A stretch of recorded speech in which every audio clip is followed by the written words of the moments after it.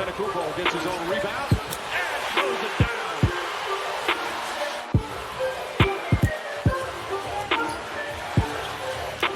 Tatum finds some room, launches a three. Jason Tatum, he's 3 for 3 from downtown.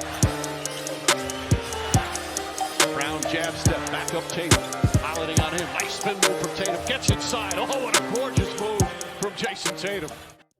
Hey, and welcome back to another episode of Once Upon a Dribble. We're doing something a little bit different today. Calvin and I last year previewed the NBA season together, and we want to do that again, but kind of split up the duties of this. So I will be previewing the Eastern Conference while Calvin will be looking at the Western Conference. But just like last year, we're going to be kind of anchoring our takes and our predictions on the FanDuel over-under win totals, which is always fun to go off of.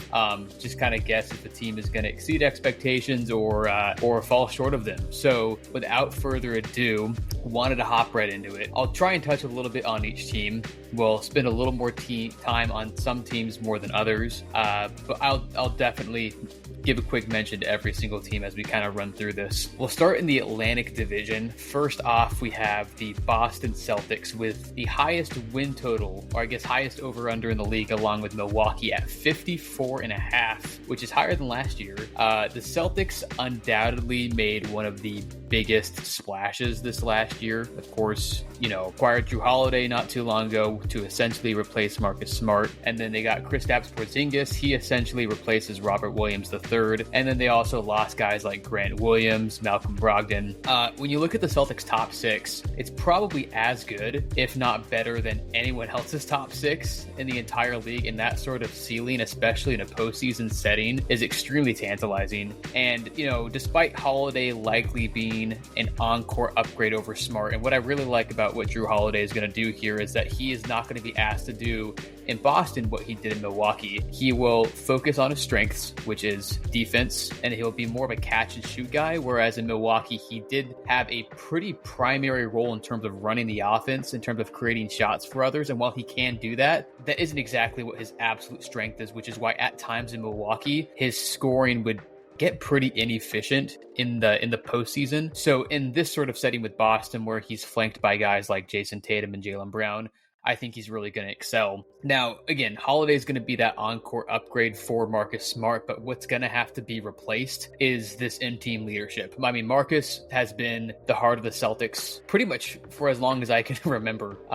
He was with Boston ever since he got drafted back in 2014, and now this sort of in-team leadership is going to fall squarely on Tatum and Brown. And you can say Al Horford, but he's kind of older, and for any successful NBA team, your leader kind of has to be your best player. And, Jason Tatum and Jaylen Brown have to take on more of that vocal role, as well Joe Mazzulla, who, is going to have to improve his in-game decision-making. That was much maligned last year as he enters his second year as a head coach. But then speaking of Porzingis, what he offers is a pretty enticing dynamic to the Celtics offense. He's got a fantastic inside-outside game, and he's coming off of, in my opinion, the best season of his career. Even though the Wizards didn't win a ton last year, Porzingis was objectively awesome, and he still offers really great rim protection, in my opinion. Now, the question with the Celtics, of course, is going to be their depth. After the top six, you're looking at Sam Hauser, you're looking at Peyton Pritchard, and they're going to have their numbers called on early and often as Boston dips into their bench.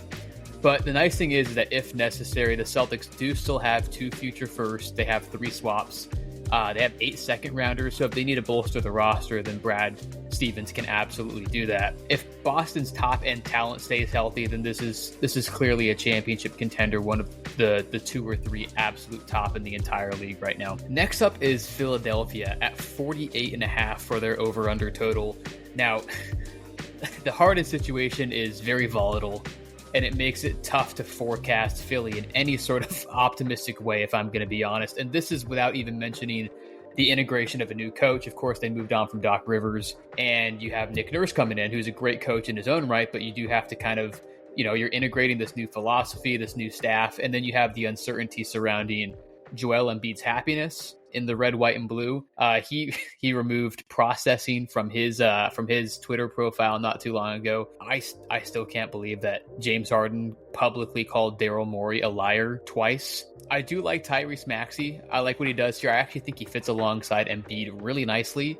He and Maxey were a plus 12.1 per 100 last year without Harden on the court, and this is over nearly 500 minutes. Really good sample size. But I gotta say the word again. I just see too much uncertainty here and wouldn't be shocked if Cleveland or even New York jumped Philly this year in the pecking order out east. So if I'm looking at that 48.5, I'm taking the under for the Sixers. And that leads me to this next team in the division, which is the Knicks, who have a 45.5. Now, Tibbs made an interesting statement on Media Day. He said that they were going to be sticking with the lineup that they ended the postseason with because of what they did over the last half of the season. And if you look from December 2022 onwards through the playoffs, the lineup of Mitchell Robinson, Julius Randle, RJ Barrett, Quentin Grimes, and Jalen Brunson was a plus 7.4 per 100. And those lineups ran roughshod on the Cavs and the Heat. It's a long, versatile lineup. It doesn't skimp on shot creation. And this team last year was dominant on offense, but not because of their efficiency, but because they owned the glass, which I love.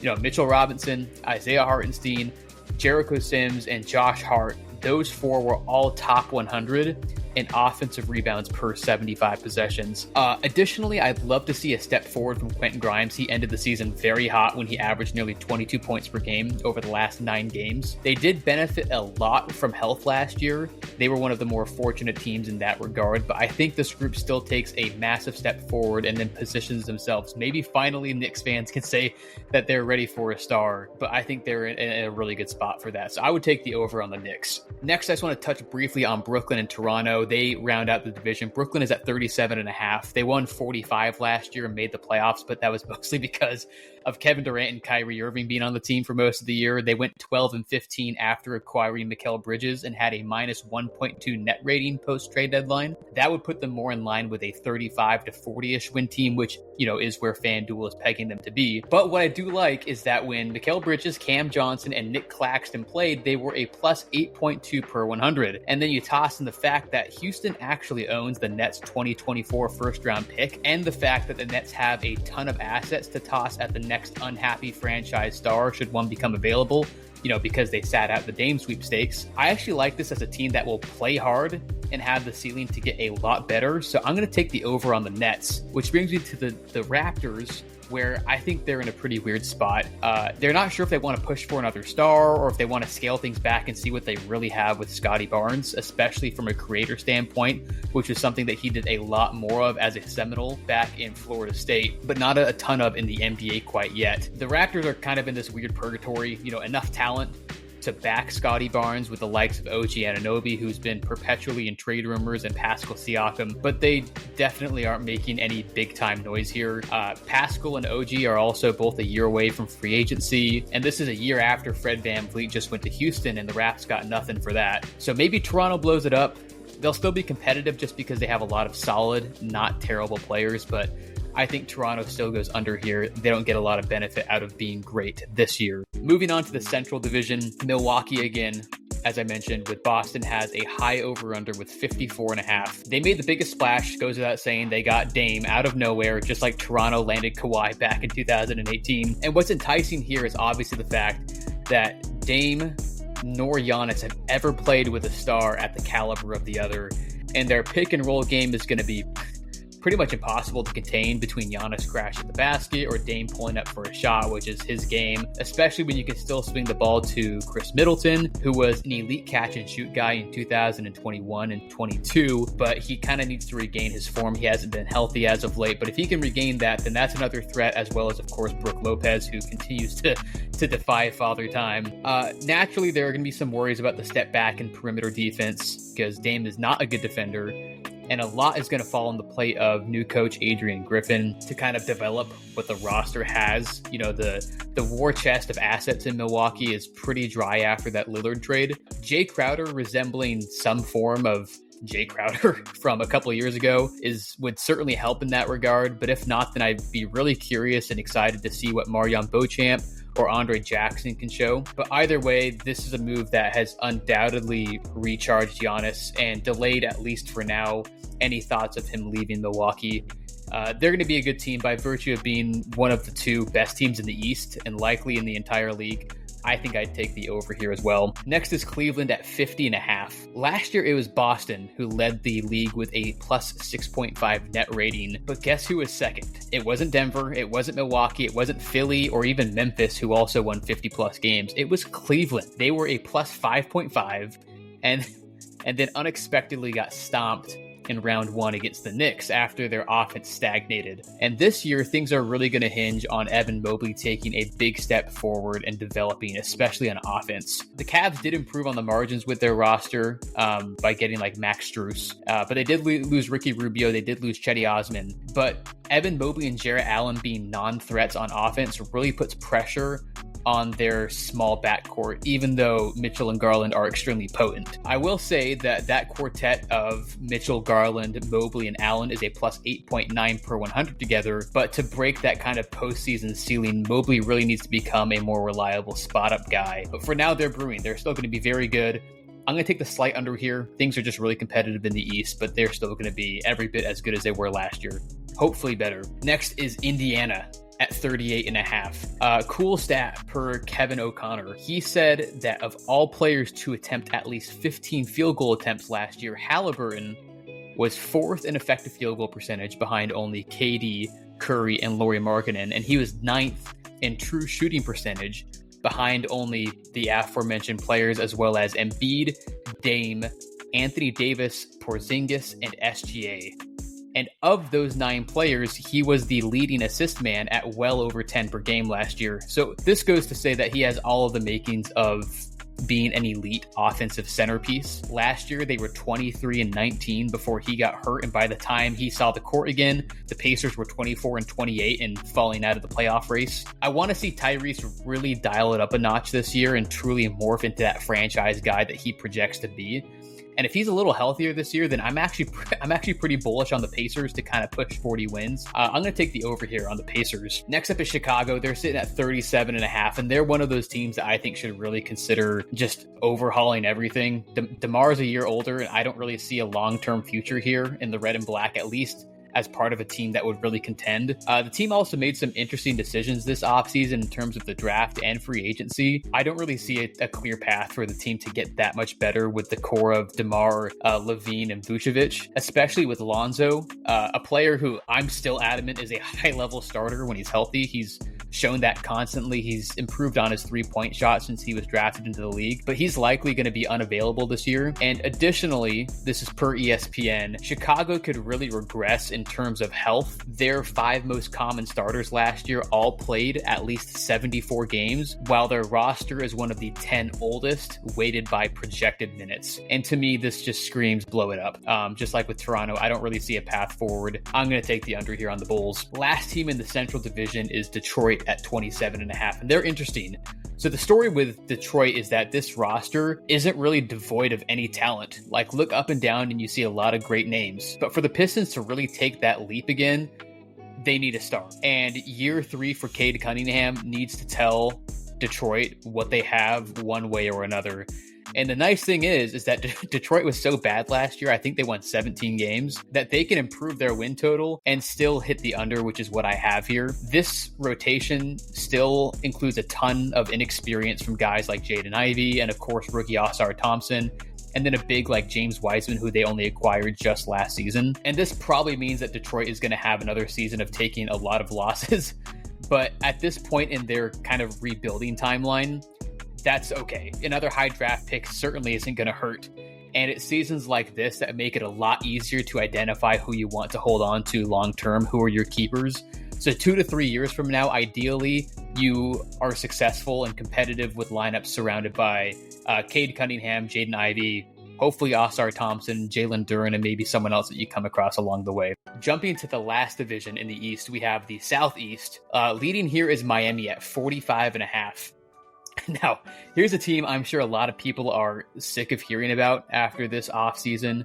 It was a rough one for South Beach. They lost key rotation guys like Max Strus, Gabe Vincent, And then, of course, most notably, they lost out on the Dame Lillard sweepstakes. They have guys like Jovic and Jaquez Jr., who they got in the draft. Both are very intriguing, but I don't really see this team being a regular season juggernaut. I'm smart enough, don't get me wrong, I'm smart enough to not put a ceiling on this team when talking about the playoffs. I think we all are, as they so emphatically proved last year when they made the finals. But as far as regular season goes, I don't see it. I'm going to take the slight under here. They'll win 43 to 45 games, but I don't see this being a 50-win team any longer unless they make some massive changes. Next up is Atlanta at 41.5. I actually like what Quinn Snyder can do here to maximize a team that has finally moved on from John Collins, who seemed to perpetually be in these trade rumors. And I think this is going to be fun to see if Trey is still a guy who will be an Atlanta Hawk long-term. It takes two to tango, so I'll be looking to see how much Trey buys into Quinn's vision. And really beyond Trey and DeJounte Murray, the Hawks actually have a lot of really capable ball handlers. They got Patty Mills, Jalen Johnson. They got rookie Kobe Buffkin, 6'5" guard out of Michigan. And when you include the likes of Bogdan Bogdanovic, DeAndre Hunter, AJ Griffin, to me, it's pretty obvious that the Hawks have a really fleshed out roster that needs a lot of motion and ball movement in order to be maximized. And that's where it's going to hinge on Trey to really buy in, right? They have the raw talent to take a leap, but things could really implode and get ugly quick. No Collins means more minutes for guys like Sadiq Bey, Onyeka Okongwu, Jalen Johnson, like I mentioned before. So this could be that sort of addition by subtraction move. And I mean, assuming Trey plays the whole season, I think this team gets right over that 41.5 mark and lands around 42 to 43 wins with the potential to maybe even snag a few more. But I still see them in that sort of 6 to 8 seed range out east. We still have a few more. Orlando at 37.5. Now, people are pretty high on the Magic this year. They have some of the most exciting young talent in the league. And while I certainly think they are on that path, don't get me wrong, they still need to improve a few things to really get there. Namely, their offense. It was bottom 5 in the league last year. And, Paolo showed all the makings of a franchise guy last year as a rookie, where despite being middle of the road amongst rookies in terms of shooting efficiency, he operated with an insanely high offensive load, which is really impressive. I'm also looking to see what sort of leap Franz can make as a lead guy, especially coming off of leading his national team this past summer. And then, of course, Markelle, who's, I love seeing him, kind of retool his reputation from bust to extremely solid NBA starter, but I'd love to see him extend his range in order to loosen up that Magic offense. I still think that they're a year away from really making noise out east. And, these sort of rebuilding projects usually take a couple of seasons. It's pretty rare where you see out of nowhere a team is a playoff contender. I think they will improve this year and maybe even get the slight over at around 38 wins. But I think they're a year away. But, watch out for this team come 2025 or 2026. Charlotte is next at 30.5. For the first time in a long time, I think the Hornets finally have a blueprint. They finally got a plan. They found a defensive anchor in Mark Williams, who led a number 8 defense post All-Star break. Something that I would not have expected a couple of years ago out of Charlotte. And then, of course, they have offensive reinforcements in the likes of hopefully LaMelo being healthier this year. Of course, number 2 overall pick, Brandon Miller. Then you got Miles Bridges coming back. You have Nick Smith Jr. There's still a lot of pieces in place from the team that actually, I think people forget, they made the play-in 2021 and 2022. But the nice thing is there's really no pressure to win right now. Just kind of like with Detroit, see what you got, maybe take some lumps this year, identify who your keepers are, and then position yourselves for the next draft. And then hopefully come the next few seasons, you can take a leap forward. And then last, we got Washington, 23.5. They're projected to be the worst team in the league this year, and for very good reason. I don't see any reason why this team should be good. I mean, you'll see what you have with Jordan Poole, with Koulibaly, with Johnny Davis, with Denny Avdia. I think Tyus Jones, Kyle Kuzma, and Daniel Gafford are all very solid rotation players and at least somewhat interesting. But I mean, I'd be pretty shocked if this team wasn't at the bottom of the conference come April at the end of the season. So those are my picks, my preview for the Eastern Conference in the NBA. Very excited to see how things shake out. If I had to put an order on it right now, I'd have, of course, Boston or Milwaukee in the top two, maybe even slightly leaning Milwaukee due to their high octane offense. And I think that translates really well into regular season success in the NBA in 2023. Boston's depth worries me a little bit from a regular season standpoint, but I think both of these teams are going to win 55 plus games. After that, I see Cleveland taking a leap to number 3, hovering around 50 wins themselves. And then after that, my big pick, I have New York at number 4, leapfrogging Philadelphia. Philly just scares me too much. I think there's just too much uncertainty, like I mentioned right now. So I think I have New York 4th, Philadelphia 5th. After that, Miami 6th, Atlanta 7th. I got Indiana 8th. And then I think I could see Orlando and Brooklyn being in the 9th and 10th spots to make that play-in tournament. I think Brooklyn's going to be solid, like I mentioned. I think Orlando should take enough of a step forward to be in that play-in arena, leaving out teams like Toronto, Detroit, Charlotte, Washington, Chicago on the outside looking in. Very excited to see how this conference shakes up. We want to hear what you guys think. Who do you think is going to take a step forward this year? Who do you think is going to take a step back? Do you have any bold predictions? Anything you agree with me on? Anything you disagree with me on? We love talking ball. We're excited to cover more this season. And until next time, this is Josh signing out.